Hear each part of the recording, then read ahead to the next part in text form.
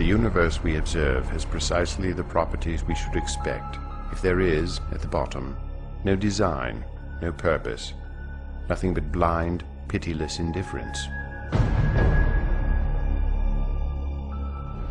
I don't know, I'm pretty satisfied with the explanation of the evolutionists. Yes, I do believe we are descended from animals. Evolution is obvious. Man was not created in God's image. God was created in man's image in order to address those things about which we were ignorant. I think part of the grand joke of it all is that, you know, before there was feet, there was flippers. Before there was lungs, there was gills. And, you know, it's all part of that process that got us where we are today, gridlocked and angry.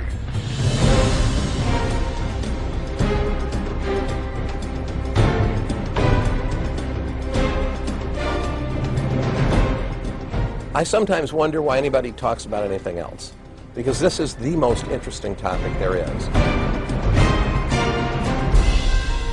Where did we come from? How did we get here? What brought us into existence? What is our relationship to reality as a whole?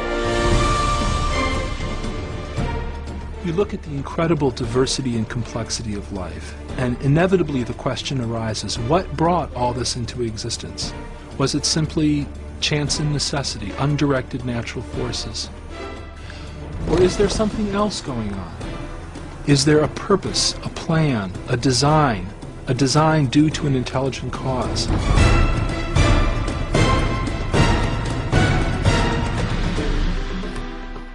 It's really interesting to notice that the more we know about life and the more we know about biology, the more problems Darwinism has and the more design becomes apparent. We have not the slightest chance of a chemical evolutionary origin for even the simplest of cells.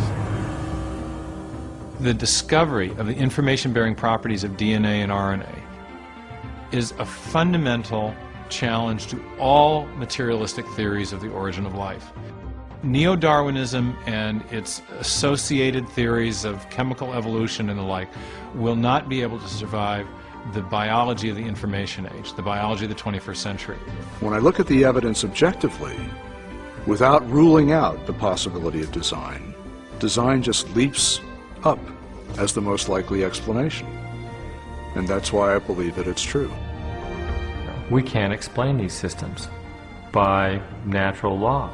And if we're searching for truth, and they are in fact designed, if we have to be design engineers to understand them, then I say, what's the problem? You know, you go where the data leads you. And the implications, yeah, they have profound metaphysical implications, but so be it. For several centuries, we've been told that the universe does not have us in mind. That is, that we exist in a small speck of dust in a very large universe, and that the universe was not designed for beings like us. Our argument suggests something completely different. It suggests that the universe was intended, that the universe exists for a purpose. The laws of physics are balanced on a razor's edge for life to occur.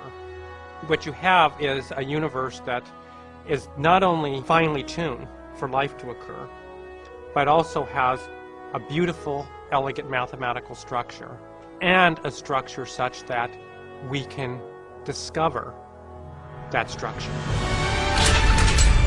There's something about the universe that can't be simply explained just by the impersonal forces of nature and atoms colliding with atoms. And so you have to reach for something beyond the universe to try to account for it. The founders of modern science, like Copernicus and Kepler and Galileo and Newton himself, believed that the universe was the product of a mind, that it was intelligible to beings like ourselves because the universe itself was the product of an intelligent being. I was trained in journalism and law to respond to truth. I had to take a step of faith in the same direction that evidence is flowing. You don't have to commit intellectual suicide to come to the conclusion that there is an intelligent designer. Because today, science is pointing more directly and more powerfully toward a creator than any other time in the history of the world. Now you can unlock the mysteries of life and the universe with 3 award-winning DVDs. Unlocking the Mystery of Life, The Privileged Planet, and The Case for a Creator.